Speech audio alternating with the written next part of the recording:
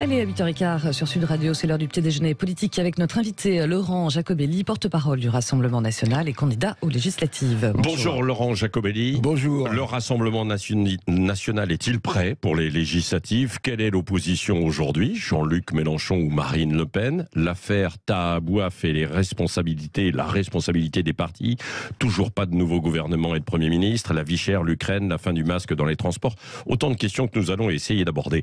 Alors que deviennent Marine Le Pen et le Rassemblement National? On n'a plus beaucoup de nouvelles là, depuis la défaite à la présidentielle. Vous êtes en ordre de marche ou pas pour les législatives? Oui, on est en ordre de marche et je suis surpris que vous n'ayez pas de nouvelles. Vous avez probablement revendu votre télévision. Marine Le Pen était sur une grande chaîne nationale au journal de 20h. Elle mène campagne dans sa circonscription à Heureusement, tout le monde ne regarde pas le 20h en fait. Bon. Oui, peut-être. Jordan Bardella a présenté hier la liste des candidats. Rassurez-vous, nous sommes sur le terrain. Nos candidats sont investis, 569 au moment où on se parle, parce que nous avons conscience d'être en fait la seule vraie opposition à Emmanuel Macron.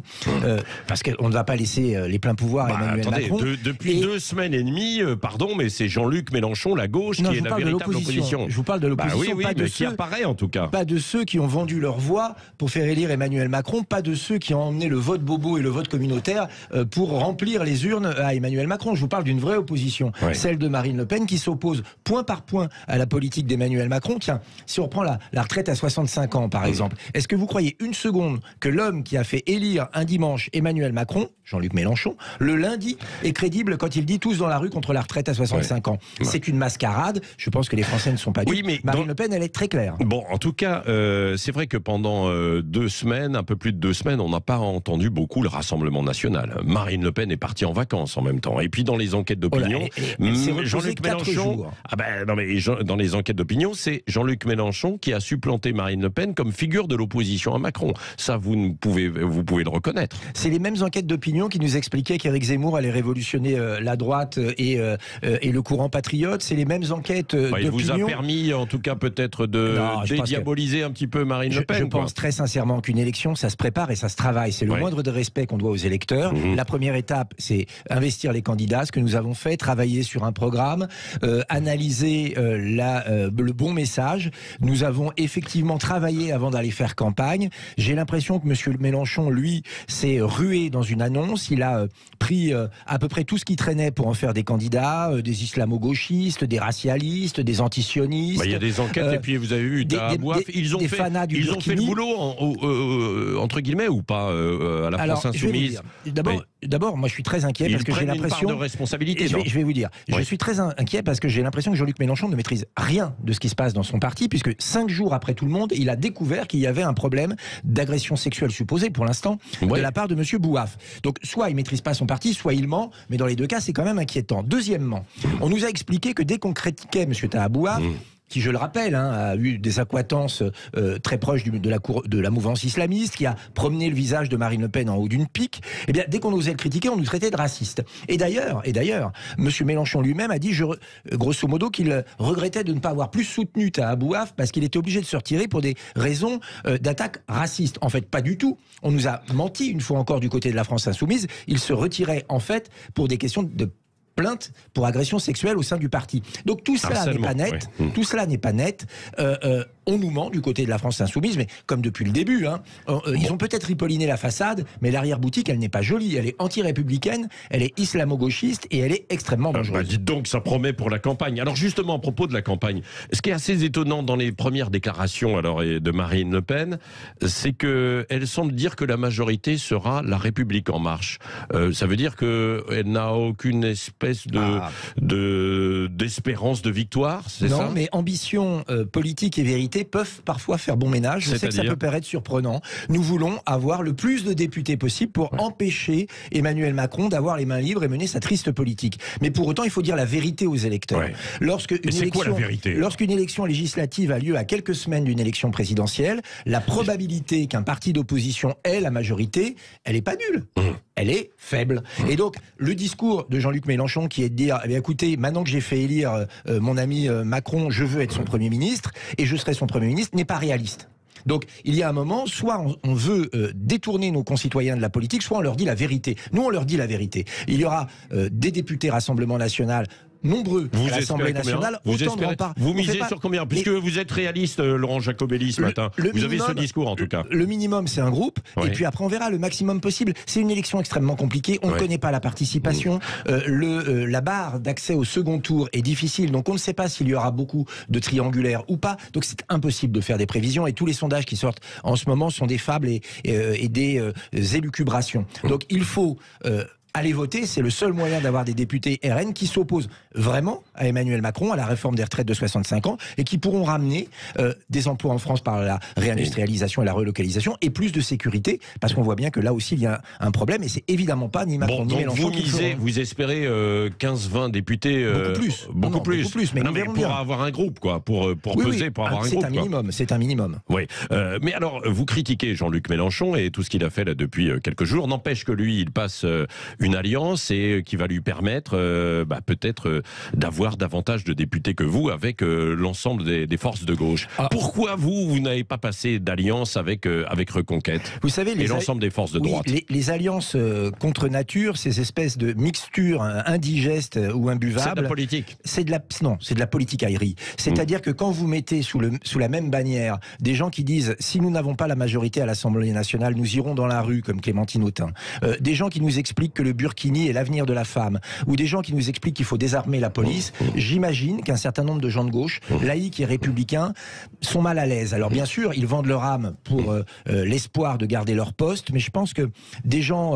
anti-républicains ou des gens prêts à vendre tout ce qu'ils ont pour garder leur poste de député, ce n'est pas ce que veulent les Français, et nous n'avons pas voulu faire la même chose. Nous avons, c'est-à-dire, c'est votre question. Avec Reconquête, d'Éric Zemmour, vous ne partagez pas les mêmes valeurs, la même vision. Alors, absolument. D'abord, Monsieur Zemmour partage la conception de la retraite qu'a Emmanuel Macron avec cette réforme pour une retraite à 65 ans. Monsieur Zemmour est plutôt pour. Nous sommes totalement contre. Et nous nous battrons pied à pied. Vous avez revu un peu les choses quand même. Hein. Vous êtes passé à 62 ans. 60 ou 62, oui, mais excusez-moi, d'abord c'est réaliste. Et puis après, ça dépend à quel âge on part. Une fois encore, on a le droit d'être réaliste quand on fait de la politique. Et donc, c'est une mesure à la fois sociale, juste et réaliste. Donc, nous n'avons pas à faire d'accord avec Éric Zemmour, puisque nous ne sommes pas d'accord sur un certain nombre de points programmatiques. Et puis, honnêtement, quelqu'un qui, le soir du deuxième tour, nous explique que Marine Le Pen a tous les défauts de la Terre, que le Rassemblement national, il l'a dit quelques jours après, est une vieille boutique dont il faut se débarrasser. Est-ce que vous croyez vraiment qu'on peut faire une alliance sur ces bases? Une fois encore, je crois que les électeurs en ont ras-le-bol de ces alliances contre nature qui montrent bien que des politiques pensent à leur carrière avant de penser à l'avenir de la France et des Français. Laurent Jacobelli, vous dites contre nature, et pourtant il y a des gens du Rassemblement national qui sont partis à Reconquête, il y a des électeurs, pas les meilleurs, d'accord, mais en attendant il y en a certains qui ont travaillé avec vous pendant quand même des années, c'est sûr. Ils vont être contents d'apprendre ça ce matin, je maintiens, bien sûr, il y a quand même des points communs, donc vous auriez pu faire une alliance pour espérer être plus fort et peser, avoir davantage. Mais moi, je vais vous dire... C'est une question d'ego là entre Marine Le Pen et Éric Zemmour. Absolument un petit peu, non? Non, c'est une question de cohérence, effectivement. Travailler avec des gens qui veulent vous tuer, c'est toujours un peu compliqué, il faut être très clair. Deuxièmement, on n'a pas le même programme. Et troisièmement, moi je ne suis pas sûr que les voix s'additionnent. Par exemple, moi je ne me vois pas défendre la remigration. Moi je ne me vois pas défendre le changement de prénom des gens issus de l'immigration. Je pense que c'est inutile, c'est vexatoire et que c'est détourner finalement le regard de mesures essentielles qu'il faut prendre effectivement sur les questions de l'immigration, mais des mesures justes, raisonnables. Donc, juste raisonnable, c'est-à-dire Éric Zemmour c'est l'extrême droite et vous ce n'est pas l'extrême droite alors quoi. Mais attendez, d'abord, j'ai pas à me prononcer sur le courant de Éric Zemmour, j'ai pas non plus à jeter l'opprobre sur son parti, il y a des gens très bien parmi les militants et les cadres de Reconquête. Qui pourraient revenir chez vous? Certains peuvent, si vous pensez à ceux qui nous ont trahis et lâchés en race campagne présidentielle, ceux-là, je pense, peuvent réfléchir à leur carrière politique de manière solitaire. Notre porte leur est fermée, mais des gens qui, de bonne foi, se sont engagés en politique à Reconquête, qui ont soutenu et milité pour Reconquête, il y en a beaucoup, et ceux-là, bien sûr, nous les accueillerons. Mais une fois encore, sur notre programme, pas sur les excès d'Éric Zemmour. Bon, donc c'est contre nature, quoi, grosso modo, c'est ce que vous dites, bien quoi. Sûr. Hein, voilà, bon. Il n'y aura pas d'alliance.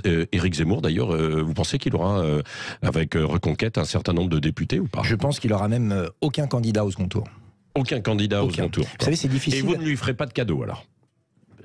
S'il y a des endroits où il y a une possibilité... Alors, attendez, par contre, Jordan Bardella a été très clair. Si d'aventure, un candidat patriote sincère... c'est quoi un patriote sincère? C'est-à-dire quelqu'un qui ne va pas dans l'excès, mais qui veut vraiment défendre la France et qui veut protéger les Français. Est au second tour, devant nous. Oui, nous nous retirerons. Mais une fois encore, c'est une hypothèse d'école. Oui. Alors, sur quel thème vous allez mener cette campagne?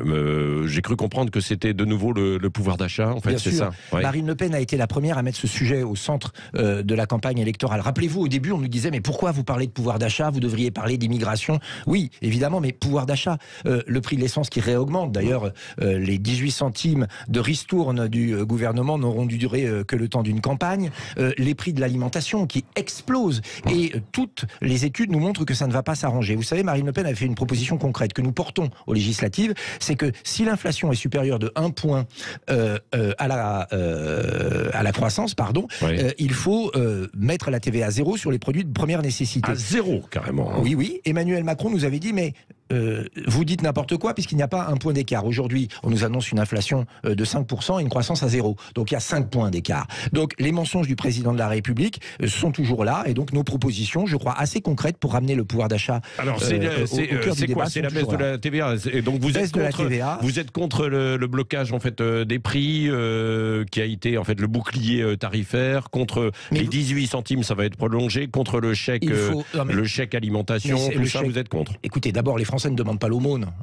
Les Français qui travaillent veulent simplement vivre convenablement de leur travail et pouvoir nourrir leurs enfants même après le 10 du mois. Et pour ça, il faut des mesures pérennes. C'est pour ça que nous proposons la baisse de la TVA sur les biens énergétiques de 20% à 5,5%. Et on le répète, tant qu'il y a une crise inflationniste, une TVA à 0 sur des biens de première nécessité, la farine, les pâtes, des produits d'hygiène, pour faire en sorte il faut faire tourner aussi, il faut faire tourner le pays, et donc c'est à travers aussi cette collecte d'impôts via la TVA. Non, mais ça c'est un raisonnement de macroniste. Je ne vous accuse pas, j'ai envie de rester poli ce matin. Mais ce sont des gens qui ont comme seul horizon stratégique à peu près un jour, voire 2 jours ouvrés. Non, quand vous baissez la TVA, vous relancez... À droite, on a le même discours, c'est les mêmes. À gauche aussi. Merci de me le confirmer, c'est effectivement les mêmes. Si vous baissez la TVA, vous relancez un peu la consommation. Des gens qui aujourd'hui ne pouvaient plus payer un certain nombre de produits les achèteront de nouveau et donc vous relancez la machine. Donc oui, la TVA est plus faible, mais l'assiette s'élargit et donc au final l'État s'y retrouve. Mais une fois encore, le but aujourd'hui, c'est pas d'engraisser l'État, c'est de permettre aux Français de vivre convenablement. Et puis très honnêtement, les leçons de la part des macronistes qui nous ont fait plus de 600 milliards de dettes supplémentaires, qui nous ont amené à une balance commerciale déficitaire de 100 milliards, record historique jamais atteint. Il y a eu une crise internationale. Seulement un tiers, avec le Covid. Seulement un tiers de ces chiffres est dû à la crise internationale. Donc vous voyez, il y a quand même une mauvaise gestion derrière. Les leçons du petit Mozart de la finance, on s'en passera. Bon, à propos d'Emmanuel Macron, toujours pas de nouveau gouvernement et de Premier ministre. Comment vous jugez cette situation, vous? Bon, d'abord, on voit bien qu'Emmanuel Macron exerce un pouvoir solitaire et que finalement, il considère ses ministres comme des seconds couteaux, peu importe qui est là. Et puis surtout, une fois... peut-être pas, parce qu'il prend peut-être justement son temps pour bien choisir. Oui, peut-être, oui. Je pense qu'il va nous faire un coup de communication, comme à son habitude. On a vu les faiblesses de ce gouvernement depuis 5 ans. Les ministres qui prenaient des mesures irréalistes, d'autres qui méprisaient le peuple, parfois certains cumulaient. Je pense que Emmanuel Macron, il y a un problème, non pas de casting, mais de scénario. Moi, savoir quel est le nom du ministre qui va essayer de nous imposer la retraite à 65 ans, ça m'est égal. Ce qu'il faut, c'est pas mettre la retraite à 65 ans. De savoir quel ministre de l'Intérieur va demander aux forces de police de ne pas aller dans certains quartiers et laisser faire... Attendez, c'est peut-être l'inverse. Il demandera peut-être l'inverse, quoi, non? Non, honnêtement, j'aime votre optimisme et votre idéaliste. Malheureusement, après 5 ans d'Emmanuel Macron, la douche a été très froide et je crois qu'on sait tous que ce sera moins de pouvoir d'achat, moins de sécurité et plus d'immigration. Est-ce que la désignation de la personne qui occupera le poste de Premier ministre a une importance? Bien sûr.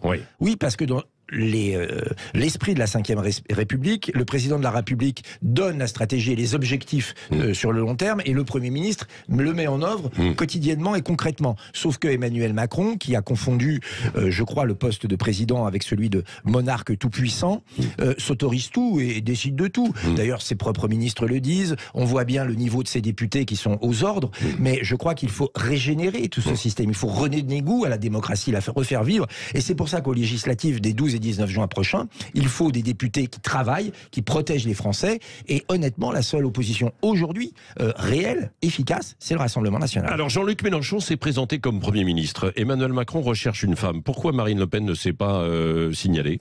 Parce que je crois que l'ambition de Marine Le Pen, c'était plutôt d'être présidente de la République.